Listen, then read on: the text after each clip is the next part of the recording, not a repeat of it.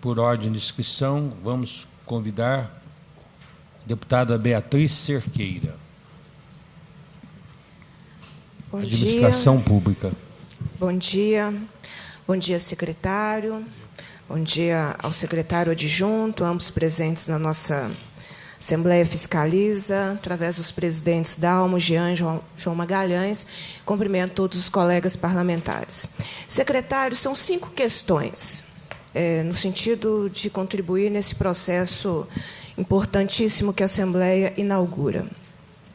Primeiro, eu quero trazer uma pergunta que não é minha, mas do público que está conosco acompanhando os trabalhos. Eles pedem para que o senhor explique a contratação de cargos de gestão governamental, considerando as condições financeiras em que o Estado se encontra. Então, essa é a nossa primeira pergunta. Segunda, me chamou a atenção... Desculpa, deputada, só pode repetir, por gentileza, viu? Explicar a contratação de cargos de gestão governamental, considerando a situação de crise em que o Estado se encontra. Repito que essa pergunta são das pessoas que nos acompanham aqui nessa reunião. A segunda questão me chamou a atenção, é o que o senhor traz sobre comunicação, né? Nenhuma campanha de comunicação ainda foi feita pelo governo do Estado, não é isso? E que agora iniciará uma primeira campanha, dando o retorno da economia que isso gerou. Mas eu ainda gostaria de perguntar, secretário, nenhuma campanha publicitária foi feita pelo governo do Estado, incluindo aí questões de utilidade pública, como campanhas sobre vacinação, que é uma tarefa importante, né? Nós, muitas vezes, não conseguimos chegar a todo o patamar necessário de vacinação. A gente está num surto, né? Numa epidemia de dengue sem precedentes no nosso Estado. Nem campanha sobre isso seria relevante que o Estado fizesse. Me chamou a atenção essa questão, porque, às vezes, o debate sobre economia ele confronta com a vida das pessoas. E pessoas morrem, pessoas estão adoecendo, e campanhas de esclarecimento podem ser importantes. A terceira eu faço em nome da categoria que eu represento na Assembleia Legislativa, quando o governo vai retomar as nomeações de concurso público na educação, considerando que nós temos 60% da categoria ainda com vínculo precário e há vários editais em vigor. Essa demanda sempre foi tratada com a Secretaria de Governo, CEPLAG e Educação, e por isso eu trago esse questionamento para o senhor. As 2 últimas questões, eu vou me deter um pouco mais. A primeira rompeu uma barragem, né, secretário? 25 de janeiro, rompeu uma barragem, Córrego do Feijão, mais de quase 300 pessoas mortas. Se eu não me engano, ainda 25 famílias não receberam corpos dos seus familiares. Então, um crime sem precedentes na nossa história recente do Estado de Minas Gerais. Depois disso, várias sirenes tocaram pelo Estado afora, e o que me chamou a atenção foi a ausência do governo em vários lugares, né? Barão de Cocais, eu citaria, porque é um caso emblemático, a situação de Barão de Cocais com problemas de evacuação desde o dia 8 de fevereiro, o governador só esteve lá em junho, e o próprio prefeito da cidade, assim como de Brumadinho e de outros municípios, reclamando muito da ausência do governo do Estado no auxílio, no acompanhamento, né? Quando o Estado se ausenta, a mineradora toma conta e atua como se Estado fosse. Então, eu perguntaria, dentro das atribuições do governo e da secretaria, a secretaria responsável pela articulação com as prefeituras mineiras, quais as ações que a secretaria pretende implementar para solucionar os efeitos diretos e indiretos causados por esse modelo de mineração nos municípios e como é que pretende resolver o repasse das dívidas do Estado e dos recursos bloqueados das mineradoras e cumprir os acordos que já foram firmados com os prefeitos. Pergunto ainda, dentro do debate sobre mineração, se o Estado não pretende ampliar a discussão com os prefeitos e outros atores da sociedade, para pensar, inclusive, alternativas econômicas para superar esse modelo de dependência da mineração. Os nossos municípios pedem socorro, muitos problemas, e vejo pouca atuação do governo do Estado, nem que fosse numa articulação política maior. Minha última pergunta é exatamente, o senhor abriu a porta em relação ao debate do regime de recuperação fiscal. eu tomei o cuidado de fazer uma breve análise da Lei Complementar 159, que o senhor cita, e ela nos permite constatar, nós debateremos, né, exaustivamente, eu espero, aqui nessa casa, mas, como ela já foi trazida pelo senhor, a lei complementar ela permite constatar que o custo da adesão supera em muito o pequeno alívio que a adesão trará. E aí eu justifico e pergunto ao final. A adesão vai trazer uma suspensão temporária do pagamento da dívida do Estado com a União, então não é uma repactuação da dívida com a União, ao contrário do que o governador afirmou ser necessário. Se nós aderirmos, o Estado passa a ser monitorado por um conselho de supervisão, tirando prerrogativas importantes desta Casa, da Assembleia Legislativa, tirando prerrogativas importantes do governo do Estado. Então, me parece que, em troca de um alívio temporário no serviço da dívida, que ela é retomada depois de 3 anos, gradativamente, o Estado teria que fazer um profundo ajuste patrimonial, na gestão de pessoal, e um ajuste fiscal e nas relações com os municípios. Isso também seria impactado. Basicamente, então, o regime de recuperação é feito sobre o funcionalismo, os trabalhadores das estatais e sobre os serviços públicos. E a dívida com o Estado, do Estado com a União, ela fica totalmente preservada. E o Estado vai abrir mão de discutir a compensação com a Lei Candir. Então, eu pergunto ao secretário, se o acordo de recuperação fiscal exige que o Estado congele despesas obrigatórias e precarize os serviços públicos, o que o atual governo do Estado está pensando para melhorar a prestação de serviço à população mineira?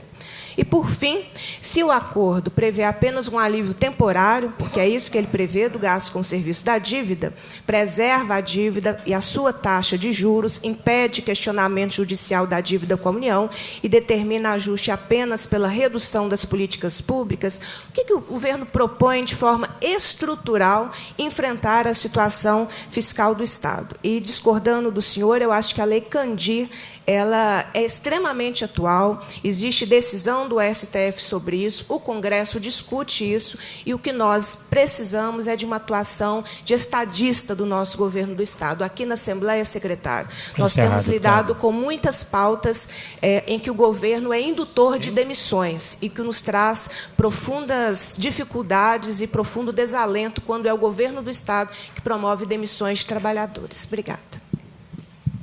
Deputado, desculpa mais uma vez. A sua terceira pergunta é sobre o quê? Eu estava a hora aqui.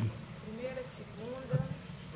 A minha terceira questão é a posição do governo em relação à nomeação de concursos da educação. Tem vários editais em vigor, e até o momento o governo do Estado não retomou a política de nomeações, considerando que nós temos 60% da categoria da educação com vínculo precário. Deputado, muito obrigado pelas suas perguntas. Em relação à primeira pergunta que Vossa Excelência dirigiu, que lhe teria sido confiado por alguém do público, de contratação de cargos de gestão governamental em relação à crise. Eu mencionei aqui, e na realidade, eu estou aqui fazendo prestação de contas da Secretaria de Governo, mas, na realidade, o que aconteceu na Secretaria de Governo aconteceu como instrução genérica para todas as secretarias e organizações do Estado. Houve um corte determinado, a redução dos cargos de comissionados e redução dos contratos, da lista de contratados da MGS. No caso da minha secretaria, houve uma redução de cargos comissionados da ordem de 30%, e mais quase 40% de MGS, de maneira que houve uma redução anualizada de 22 milhões de reais de corte. Não sei se eu alcanço a pergunta que lhe foi dirigida, mas, então, evidente que é absolutamente necessário que haja a ocupação de parte dos cargos para o desempenho mínimo das funções governamentais. E houve a preocupação, exatamente como está implícito na pergunta, em relação à crise financeira, de haver um corte, não somente um corte de pessoal, mas eu gostaria de lembrar, algumas pessoas acham isso pitoresco, mas de pitoresco em pitoresco, dá-se o exemplo e diminui-se a despesa. Mas, por exemplo, se eu for no Minas Gerais, no prédio Minas e no prédio Gerais hoje, não há mais serviço de garçom. As pessoas têm que providenciar sua própria água e seu próprio café. Os elevadores o uso de elevadores foi restrito. Está havendo transferência de órgãos para a cidade administrativa para economizar. Está sendo feita uma negociação com a CEMIG, dentro do programa de economia de energia que a CEMIG implanta, de diminuir o consumo de energia de todos os próprios de saúde, educação e na própria cidade administrativa. Quer dizer, todas as providências alcançáveis por medidas de curto prazo administrativas estão sendo feitas, entre elas a redução do número de cargos. Eu quero me penitenciar de um erro meu na intervenção inicial e agradeço a deputada Beatriz por me permitir essa correção, e que houve, com recursos federais e partes estaduais, houve uma campanha em relação à gripe e uma em relação à febre aftosa. Então, essa não vai ser a primeira campanha, vai ser a primeira que não é estritamente vinculada a um problema de saúde. Então, eu me penitencio pelo erro da informação e corrijo a tempo. Em relação ao concurso da educação, deputado, eu não sou a pessoa, por falta de conhecimento, eu não sou a pessoa indicada para responder, mas seguramente a secretária estará aqui e poderá responder essa pergunta com propriedade. Em relação ao rompimento de barragem, não vou fazer discurso da tragédia aqui, porque esse discurso já foi extremamente repetido. Repetido e sofrido por todos, mas, de maneira alguma, eu concordo com o juízo de valor que a Vossa Excelência faz, no sentido de ausência do Estado. Eu sou testemunha pessoal, porque estive... A tragédia de Brumadinho foi na sexta-feira, eu passei o sábado lá, aliás, a pedido do Dom Valmor, eu me reuni lá com párocos e representantes de movimentos de barragem, de comunidade, fiquei lá o dia inteiro, depois acompanhei para e passo a extraordinária epopeia que foi o trabalho dos bombeiros, da Polícia Militar, da Defesa Civil, e pessoalmente participei de reunião nesse dia com o prefeito e a sua assessoria, verifiquei com a secretária de Desenvolvimento Social, secretária Beth Jucá, acompanhei o trabalho da secretária Beth Jucá, da Secretaria de Agricultura, da Defesa Civil em Brumadinho, participei de reuniões com o ministro da Cidadania, que também deu uma atenção muito especial junto com a equipe do Estado, as pessoas envolvidas. Agora, trata-se de uma tragédia diferente de Mariana, né? Uma tragédia cujo resultado são as mortes. Quer dizer, a questão é de impossível recuperação. O Estado tem dado todo o apoio, não somente na coordenação das ações do Estado, mas na interlocução com o governo federal, no sentido de apoiar na área de saúde, na área de saúde mental. Agora, também é preciso dizer que muitas das coisas são ações que devem ser, principalmente no caso de Brumadinho, são coisas de cadastramento, de presença do município junto às pessoas, que são ações tipicamente local, que cabe ao governo estadual e ao governo federal apoiarem, mas cujo desempenho efetivo depende da ação local. E o que eu vejo, eu não sou uma pessoa na linha de comando, na linha de participação de eventos como esse, mas o que eu vejo, por exemplo, da Defesa Civil, tanto nos eventos que Vossa Excelência mencionou, de Barão de Cocais, como outros sinais de alerta em outros locais. Eu mesmo recebi um telefonema do deputado João Vitor no dia que houve um primeiro alerta, foi em Barão de Cocais.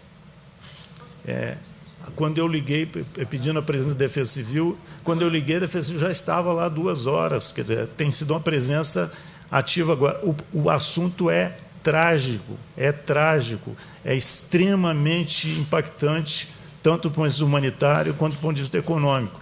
E ainda, fechando a minha possibilidade que eu tenho de responder a Vossa Excelência, o que eu também ter presenciado e participar de reuniões constantes do governador com o secretário Vitor Manuel e outros secretários, secretário de Planejamento, que também está envolvido nessa questão, até por especialidade pessoal, no sentido de não somente penalizar, lembremos que no mesmo dia do acidente, a Advocacia Geral da União, que tem feito um trabalho espetacular de coordenação e de participação com o Ministério Público, Defensoria Pública, no sentido de indenizar as vítimas de Brumadinho, trabalho que não merece todos os elogios do doutor Sérgio e da sua equipe.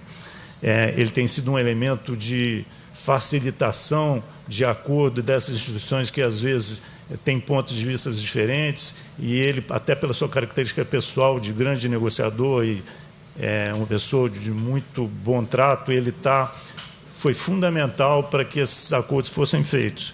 E no primeiro dia, na sexta-feira, o Estado entrou com ação de bloqueio e conseguiu o bloqueio das ações da Vale, do dinheiro da Vale, na sexta-feira do acidente. Bom, então eu acho haverá ocasião em que Vossa Excelência pode discutir mais detidamente com as pessoas envolvidas, mas do ponto de vista genérico do meu trabalho de acompanhamento, eu, ao contrário, tenho uma avaliação que a presença do Estado tem sido extremamente efetiva no caso concreto. Por último, a questão da recuperação fiscal. Quero aqui também, não me desdizer, mas acrescentar, que quando eu falei da Lei Candir, eu não estou fazendo nenhum juízo de mérito a respeito da injustiça histórica que vem de muitos anos, que se faz com Minas Gerais em relação à tributação e o tratamento econômico da mineração. Acho que é uma coisa que precisa ser corrigida com o máximo de urgência, porque é uma permanente espoliação em relação a Minas Gerais, que vem da colônia, vem de longo tempo. Mas, como nós sabemos, o Congresso Nacional, a Câmara dos Deputados, é representada por todos os estados e o Senado por 3 senadores de cada estado, e há um desequilíbrio de representação quando se trata de interesse específico e particular de unidades da federação. Esse caso une especialmente Minas e Pará, o interesse na tributação minerária envolve esses 2 estados, que sozinhos têm que enfrentar o peso político do conjunto dos outros estados, que têm outros interesses. Portanto, isso dificulta muito o trabalho de nós vencermos essa batalha de representação no Congresso Nacional. Mas temos que estar sempre presentes, com a noção presente que essa é uma tarefa política de todos nós mineiros. O que eu estava me referindo é apenas no balizamento de viabilidade e considerada a urgência da nossa intervenção conjuntural na crise, que nós não podemos considerar, não é a mudança da lei. A mudança da lei nos afetará no futuro, mas a expectativa de que haja um movimento de indenização pelo passado de maneira significativa em relação ao tamanho da crise. Se houver, primeiro, devemos continuar a batalhar. Se eu não fui claro, é por causa do uso do tempo. Devemos continuar a batalhar por isso, todos nós mineiros, e especialmente nossas representações políticas. Agora, o tempo não nos permite, considerando o fato que não há nenhum processo, o Tribunal de Contas já disse, é preciso que haja uma lei. Não há nenhuma lei tramitando a ponto da gente ver no horizonte que haja algum remédio acessível para nós na emergência de uma crise fiscal do porte que nós temos. Então, eu só quero qualificar que se devemos continuar a luta de indenização e mais ainda a luta de mudança na tributação da mineração, mas provavelmente ela virá em reforço no futuro de melhorias da situação do Estado e não de remédio para a situação de curto prazo. Quanto à questão do acordo, propriamente dito, mais uma vez, esse assunto será seguramente debatido, exaustivamente debatido, sob comando da Assembleia nas próximas semanas e meses. E, quando estará aqui o secretário da Fazenda, fatalmente ele abordará com muito mais competência, com muito mais agudeza os assuntos. Mas eu não quero me furtar, porque esse é um tema tão central que não pode ser ficado só sob a especialidade da Fazenda. Ele é um tema, acima de tudo, político, e de conteúdo que todos nós devemos debruçar. Portanto, eu gostaria de fazer algum comentário sobre o que a senhora disse. A senhora, a Vossa Excelência mencionou que isso não seria uma repactuação, porque a dívida fica suspensa por 3 anos e depois retorna a necessidade de pagamento. Um pequeno reparo só, que realmente 3 anos prorrogáveis por mais 3. Então, na realidade, são 6 anos. Hein? Não, a suspensão do pagamento da dívida é por 3 anos, prorrogáveis por mais 3. Ninguém está falando em perdão de dívida, nós estamos falando de repactuação. Repactuação é o seguinte: se nós ficarmos 6 anos sem pagar 8 bilhões de reais, isso tem um impacto financeiro gigantesco, que é o tempo necessário para nós estarmos adotando medidas estruturais e preparar medidas de desenvolvimento econômico, que, aliás, estão sendo preparadas. Na crise que nós estamos vivendo, o governador acabou de anunciar, o secretário de Desenvolvimento acabou de anunciar um conjunto de investimentos no Estado que está sendo feito nesse momento. A solução, todos têm convicção disso, a solução verdadeira desse problema estrutural é desenvolvimento, tanto o desenvolvimento do país, com impacto sobre a economia mineira, como desenvolvimento diferenciado da economia mineira, como a senhora, a Vossa Excelência, bem mencionou. Mas suspensão de pagamento de 8 bilhões de reais durante 6 anos tem um impacto gigantesco do ponto de vista financeiro, porque te permite se organizar, se capitalizar para enfrentar depois os pagamentos, que serão retomados ao final de 6 anos. E aqui eu gostaria de também, Vossa Excelência não mencionou, mas está implícito na questão do alívio temporário, que aqui e ali há menções também, é o fato de que nós não estamos pagando a dívida. Verdade, não estamos pagando a dívida desde o ano passado. Mas isso tem um custo enorme. Primeiro, que ao não pagar a dívida com base em liminar, que a liminar não nos exime de pagar a dívida, a liminar só proíbe o governo de reter as nossas receitas. O tratamento contratual da consequente a isso é o tratamento de inadimplência. Então, nós estamos acumulando, enquanto estiver em vigor essa liminar, nós estamos acumulando juros, multa e correção do débito. A estimativa da Fazenda é que nós já acrescentamos despesas vencidas da ordem de R$1 bilhão só por causa da vigência da liminar. E um dado adicional: o Supremo Tribunal, através do ministro Fux, já escreveu isso em sentença, convocou as autoridades do Estado para estarem intimou-os para estar no seu gabinete e, de viva voz, para essas autoridades, O vice-presidente Antônio Carlos Arantes esteve na primeira audiência com o governador e o doutor Sérgio, e disse que a liminar, a racionalidade da liminar, tem a ver com o fato do governo de Minas estar negociando com a União. Vencida essa etapa, seja com o acordo, ou seja com a ausência de acordo, a liminar cai, naturalmente, que há uma pessoa devendo a outra, a justiça não pode dizer, você deve, mas não vai pagar. Quer dizer, a justificativa do não bloqueio dos bens do Estado, das receitas do Estado, se deve ao fato do Estado estar negociando, portanto, dá um prazo para que essa negociação se encerre. E aí, insisto, além de nós já termos realizado um débito de cerca de R$1 bilhão, depois o secretário da Fazenda vai precisar isso para os senhores, de R$1 bilhão desse período em que o bloqueio está sendo feito,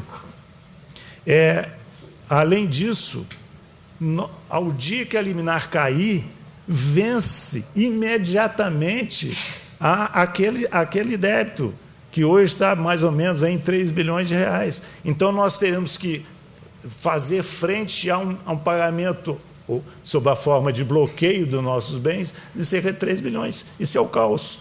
No caso de Minas Gerais, seria o caos. Eu creio... Bom, e em relação à outra menção que Vossa Excelência faz de precarização do serviço. Senhora, Excelência, me desculpe, mas a precarização do serviço já existe.